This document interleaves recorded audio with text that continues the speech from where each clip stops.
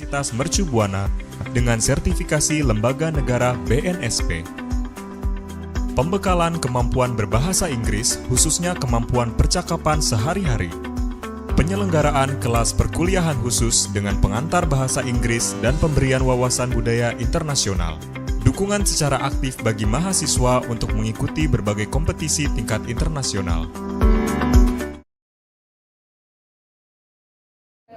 Dari pengalaman dari perusahaan saya, banyak operator ketika mengoperasikan mesin, kita ikut ahli dalam memperbaiki mesin tersebut. Padahal itu bukan kerjaan kita, itu kerjaan technician. Yang dimana kita ambil tindakan untuk memperbaiki mesin tersebut, dan hasil kita mendapatkan kemenangan pada diri kita sendiri. Apa itu kemenangannya contohnya? Seperti tangan kita kejepit mesin. Sering itu kejadian. Persis ya, seperti Pak Isradi tadi bilang ya, siapa yang paling banyak terkena kecelakaan kerja? Siapa tadi? Orang muda. Maunya banyak, maunya cepat, tapi belum tahu sebetulnya nekat, begitu ya? Betul ya? Iya, betul. Ya, ada lagi yang mau diceritakan? Sudah cukup, ya. Terima kasih Kak Emma.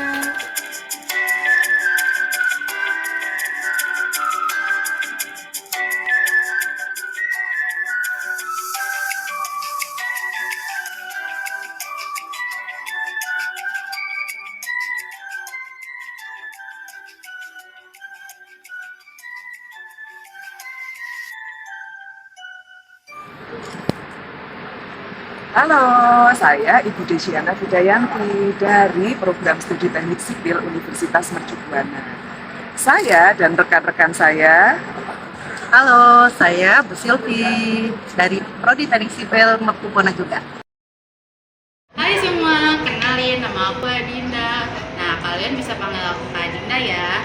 Nah, di sini aku juga nggak sendiri loh, tapi aku di sini juga bareng sama temen aku. Hai, kenalin nama aku Nabila. Kalian bisa panggil aku Kak Nabila. Di sini kita akan belajar sedikit tentang K3 atau keselamatan dan kesehatan dunia kerja. Tapi, Nah, di sini juga kita tentang belajar bagaimana cara menghadapi bencana alam dan juga bagaimana cara menggunakan APD dan bahaya-bahaya di lingkungan sekitar kita loh. Jadi, kalian harus perhatikan dari awal sampai akhir ya. Oke? Dadah! hai teman-teman. Kalian udah kenal aku sama Kak Dinda kan? Nah, di sini kita akan mempelajari tentang apa sih itu K3.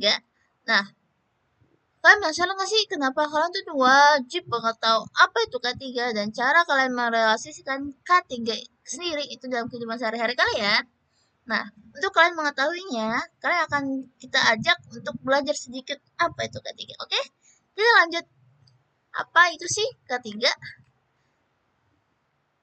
Nah, K3 atau keselamatan dan kesehatan kerja adalah suatu kegiatan untuk menjamin dan melindungi keselamatan kerja maupun kesehatan tenaga kerja melalui upaya pencegahan kecelakaan kerja ataupun penyakit akibat kerja.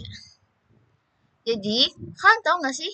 Kadang banyak banget terjadi suatu kecelakaan atau hal-hal yang membahayakan pekerja di suatu lingkungan proyek. Dan hal itu dapat diminimalisir dengan adanya K3 loh. Jadi, kalian harus tetap semangat ya nonton videonya. Oke, kita lanjut.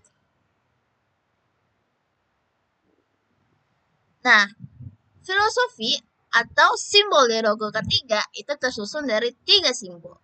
Nah, simbol pertama itu adalah palang yang diartikan sebagai bebas dari kecelakaan dan penyakit akibat kerja. Yang kedua, ada roda gigi yang bekerja dengan kesegaran dan jasmani dan rohani. Jadi, setiap pekerja harus memiliki kesegaran jasmani maupun rohaninya. Nggak boleh sakit ya.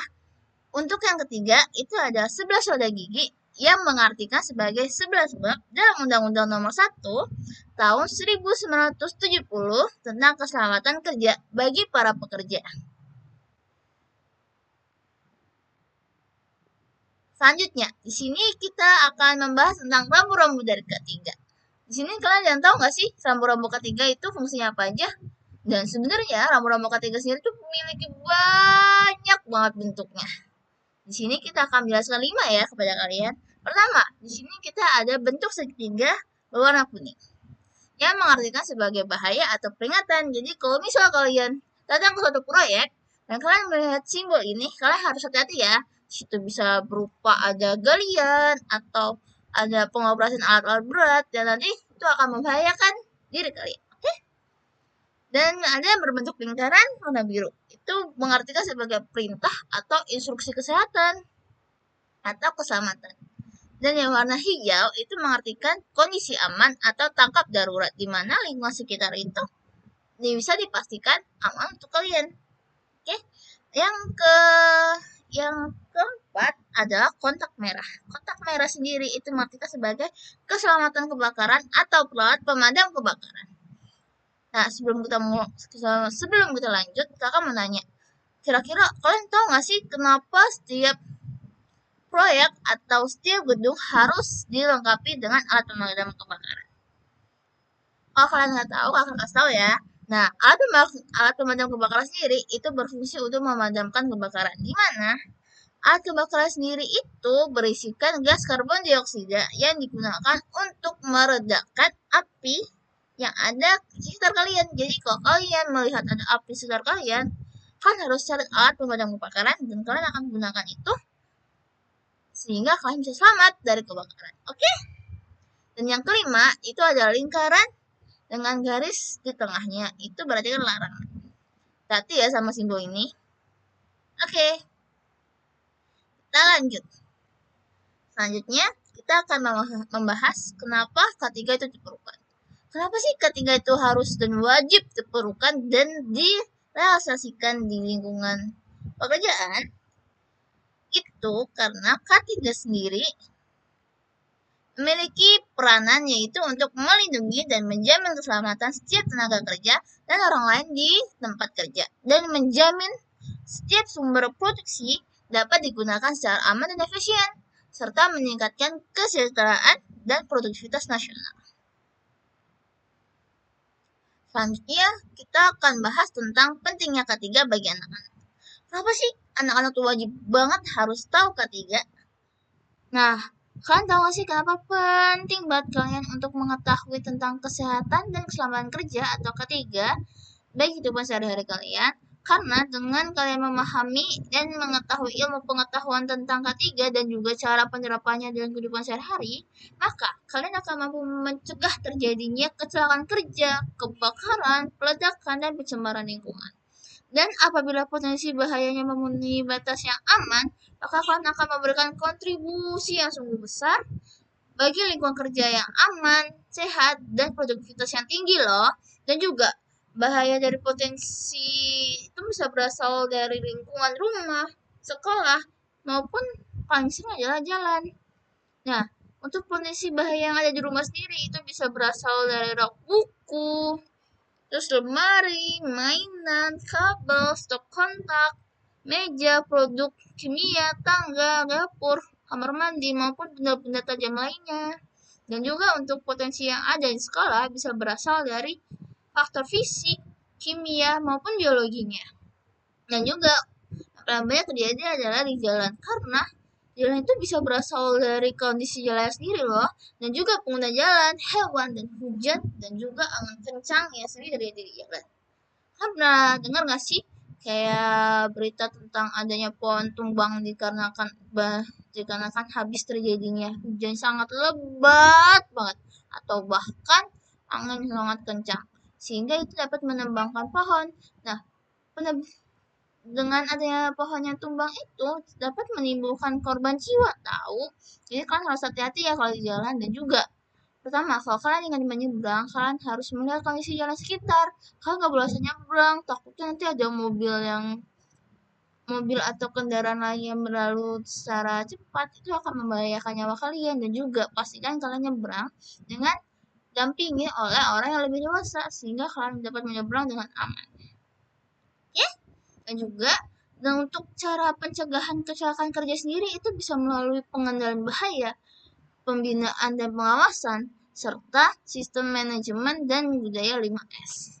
Nah, budaya limas sendiri itu berasal dari Jepang untuk menggambarkan secara sistematis tentang praktek housekeeping yang baik. Nah, jarum limas itu terdiri dari seri yang berarti kan singkirkan barang yang tidak dipakai, seiton yang berarti atur letak dan penyimpanan barang-barang, seiso yang berarti kan bersihkan semua barang di area kerja, seikuso, seiketsu itu bisa diartikan sebagai semua praktek kerja harus berjalan dengan konsisten dan standar yang sesuai dengan yang telah distandarkan sesuai dengan SNI. Dan Shitsuke. Shitsuke bisa berartikan sebagai memelihara dan meninjau hal-hal yang telah terstandar secara berkala. Jadi, misal, kita menggunakan suatu alat. Kita udah ngecek nih standarnya udah sesuai. Nah, untuk tahun berikutnya atau beberapa bulan berikutnya, kita harus mengecek apakah standar itu masih bisa digunakan atau tidak. Atau mungkin udah berubah untuk standarisasinya. Makanya itu kita harus mengeceknya secara berkala.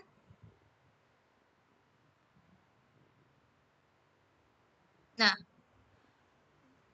untuk bahaya apa saja yang harus kita hindari dan bagaimana cara untuk menghindarinya, nanti kita akan bahas bersama Kak Dinda ya. Hai semua, di sini Kakak Arina akan menjelaskan bahaya-bahaya apa saja yang perlu kita hindarin dan bagaimana cara menghindarinya. Nah, sebelumnya di sini itu ada api. Nah, di sini Kak Adina akan menjelaskan api itu apa. Api itu bisa disebut dengan sejago merah. Nah, dia itu nyala api baik kecil maupun besar pada tempat di suatu dan waktu yang tidak diinginkan, umumnya bersifat merugikan dan sulit dikendalikan. Nah, jadi kalian yang berada di dekat api harus hati-hati loh ya. Nah, lalu untuk mencegahnya itu dengan cara yang pertama, eh, jauhkan dari benda-benda yang mudah terbakar dari korek api. Lalu yang kedua, kompor jangan matikan setelah menggunakannya ya. Nah, yang ketiga yaitu ada stop kontak. Stop kontak juga sama setelah digunakan. Lalu yang keempat itu ada gas. Nah, ketika kita mencium aroma-aroma zat kimia yang bersifatnya itu dari gas, hati-hati dan periksa kebocorannya ya. Nah, lalu yang keempat ada lilin. Jauhkan lilin dari sumber api yang bahannya yang mudah terbakar. Lalu yang keenam adalah kabel. Kabel kalian juga harus hati-hati. Nah, jadi gantilah kabel ketika kulit kabelnya sudah terkelupas. Oke? Nah, selanjutnya ada listrik. Nah, jadi di sini ada tips aman untuk bekerja dengan listrik. Yang pertama adalah selalu mengerjakan inspeksi visual pada semua perlengkapan listrik portable. Nah, yang kedua adalah pakai perlengkapan listrik dengan tag yang valid. Lalu ada alat yang rusak ditandai akan out of service. Lalu yang keempat ada pada tempat lembab, pastikan semua alat tersambung dengan ground fault circuit interrupter. Nah, lalu yang kelima ada janganlah ganti fuse dengan kawat. Nah, lalu yang keenam itu ada hanya personel berkualifikasi saja yang bisa melakukan perbaikan alat listrik. Nah, lalu setelah itu yang terakhir adalah jangan sentuh kabel ketika listrik yang jatuh atau tergeletak. Nah, selanjutnya ada bahaya dari gempa bumi. Jadi ketika ketika gempa bumi sedang terjadi, kita harus lari keluar apabila masih dapat dilakukan. Lalu jangan menggunakan lift, lalu melindungi kepala dengan benda apapun, berlindung di bawah meja yang kokoh, hindari daerah longsor, berhenti mengemudi, hindari apabila terjadi retakan tanah, lalu jauhi benda yang berpotensi rubuh seperti tiang listrik, pohon, lalu papan-papan yang besar seperti papan reklame. Nah, lalu cari area terbuka dan jauhi pantai untuk mencegah tsunami. Selanjutnya ada gempa bumi. Itu bagaimana cara menanggulanginya, yaitu dengan cara apabila ditemukan jaringan kabel yang rusak segera matikan listrik. Lalu ketika ada gempa susulan, waspadai benda-benda yang dapat menjatuhi kalian ya. Lalu, jika tercium bau gas seperti ter- tercium bau gas seperti gas LPG seperti yang tadi Kak Dinda sampaikan, itu segera buka jendela keluar dari bangunan ya. Lalu dengan informasi akurat dan radio atau televisi, jangan terpengaruh kabar bohong yang beredar di media sosial. Segera jauhi area yang hancur dan kembali ke rumah jika pihak berwenang sudah mengatakan bahwa kondisi telah aman. Bantulah korban yang terluka atau yang terjebak. Selanjutnya, hati-hati ketika menyeberang jalan ya. Jadi, ketika menyeberang jalan, kalian harus waspada dengan eh, kendaraan-kendaraan yang ketika hendak menyeberang jalan. Nah, jadi kalian dengan cara menyeberang jalan, kalian harus mematuhi dulu arus lalu lintas dan juga kalian harus mengerti tempat di mana kalian harus bisa menyeberang jalan.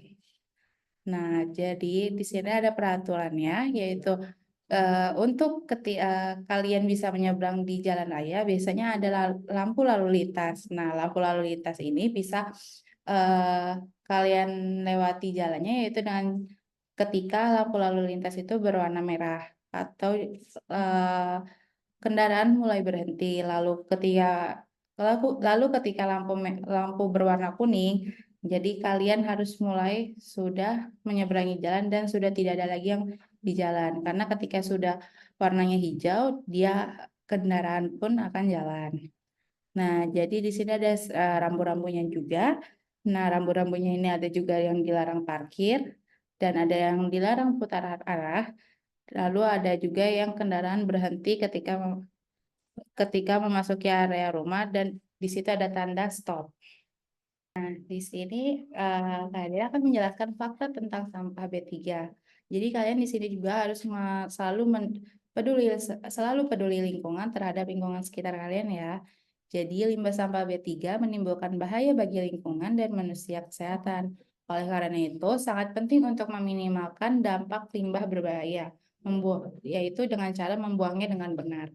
Nah, limbah B3 itu apa sih? Nah, jadi limbah B3 itu produksi sampingan dari manufaktur pertanian, konstruksi, dan berbagai industri lainnya. Namun, barang-barang rumah tangga pun dapat digolongkan sebagai limbah berbahaya loh, seperti baterai, kosmetik, dan produk-produk pembersih lainnya. Nah, jadi di sini juga ada skala masalahnya loh. Bumi itu selalu memproduksi 400 juta ton limbah berbahaya setiap tahunnya. Nah, statistiknya itu hanya dalam satu generasi produksi, manusia dapat membuat bahan kimia telah meningkat sebesar 40.000%. Nah, dampaknya jika limbah berbahaya dibuang atau dikirim ke tempat pembuangan sampah biasa, hal itu dapat merusak lingkungan, satwa liar, dan manusia. Nah, salah satu contohnya yaitu pestisida, logam berat, bahan kimia, radiasi, obat kadaluarsa, baterai bekas. Nah, jadi di sini juga ada 3 langkah mudah dalam pengolahan sampah loh. Yang pertama adalah recycle. Sampah di rumah bisa didaur ulang. Untuk bisa dikembalikan digunakan memilah sampah dengan baik akan membantu sampah tersebut bisa diolah dan digunakan kembali. Lalu selanjutnya ada reduce. Reduce itu mengurangi yang tidak perlu seperti membuang energi, air, atau bisa mengotori bumi seperti sampah plastik. Lalu ada reuse. Reuse itu memakai kembali barang yang mungkin akan kamu buang, seperti mencari kertas yang tidak perlu untuk kamu gambar kembali dan menggunakan lagi untuk menggambar imajinasi kamu sendiri. Nah, selanjutnya ada lingkungan sehat. Jadi, kalian juga harus membiasakan hidup sehat, seperti mencuci tangan, menggosok gigi, mandi 2 kali sehari, makan makanan gizi seimbang, minum air putih, berolahraga, tidur yang cukup, menyisir rambut, dan selalu menggunting kuku. Nah, selain itu juga lakukan aktivitas fisik setiap hari, istirahat cukup dan teratur, tidak bergadang, diet seimbang, Perbanyak minum air putih, periksa kesehatan secara rutin, menjaga kebersihan, kelola stres, tidak merokok, hindari minuman keras, dan selalu imunisasi ketika masih kecil. Ya, di sini kita juga harus selalu menjaga kesehatan mental kalian juga loh. Nah, kesehatan mental itu selalu berpengaruh pada kondisi fisik kalian. Jadi kalian harus tetap menjaga kesehatan mental kalian dengan cara salah satunya yaitu istirahat yang cukup, bersahabat dengan orang-orang yang selalu positif, dan me time, lalu atur pola makan dan olahraga. Nah, salah satu contoh istirahat yang cukup adalah ya tidur yang cukup dan membuat tubuh selalu segar. Tapi juga mental selalu fit. Nah, di samping itu kalian juga harus selalu eh, bersahabat dengan orang-orang yang positif agar kalian tidak merasa kesepian serta masalah lain membuat kondisimu itu tidak selalu terpuruk. Maka bangunlah hubungan yang selalu positif dengan teman. Nah, di situ juga kalian harus meluangkan waktu sendiri untuk melakukan hobi, lalu untuk melakukan kegiatan-kegiatan positif yang kalian senang juga. Nah, setelah itu ada atur pola makan kalian dengan mengkonsumsi makanan bergizi agar tetap selalu sehat. Setelah yaitu yang terakhir adalah olahraga agar terdapat diri kalian yang kuat dan jiwa kalian yang sehat. Di sini juga kalian ada simbol-simbol peringatan K3. Nah, simbol-simbol itu ada selalu hati-hati dengan ditandai tanda seru, lalu ada hati-hati dengan kepala terbentur, ada lagi juga hati-hati ketinggian lantai, ada juga hati-hati kedalaman kolam 4 meter ketika kalian berada di kolam renang, lalu ada juga bahaya medan magnet tinggi, hati-hati bahan mudah terbakar seperti kalian mendekati gas LPG tadi, lalu hati-hati mesin menyala otomatis, lalu bahaya oksidator, hati-hati area pengangkatan barang seperti kalian berada di alat berat seperti contohnya kren, hati-hati permukaan panas, bahaya radiasi, hati-hati tangan terjepit, hati-hati saat berjalan pada tangga, bahaya listrik tegangan tinggi, dan hati-hati temperatur ruangan terendah.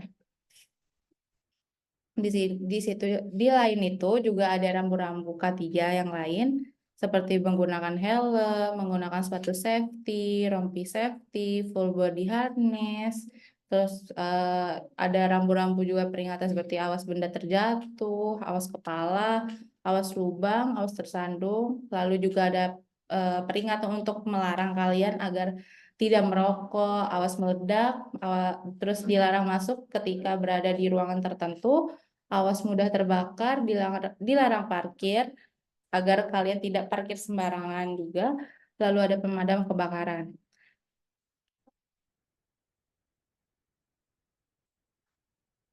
Jadi apa yang terjadi jika kita tidak menerapkan K3?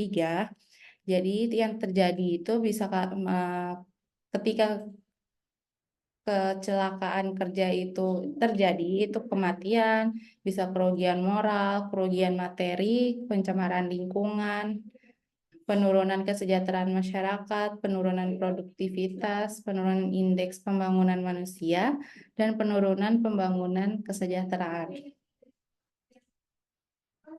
Nah, lalu bagaimana cara untuk mengurangi kecelakaan kerja itu, Kak? Nah, caranya dengan cara selalu promosi K3 nasional tersebut, lalu penguatan kapasitas sumber dayanya, pengawasan dan penegakan hukum normanya, penguatan sistem pelaporan dan manajemen informasi K3-nya, penguatan koordinasi, sinergi, dan kolaborasi dengan orang-orang K3-nya. Nah, di sini juga ada standarnya loh, Personal Safety Equipment atau PPA.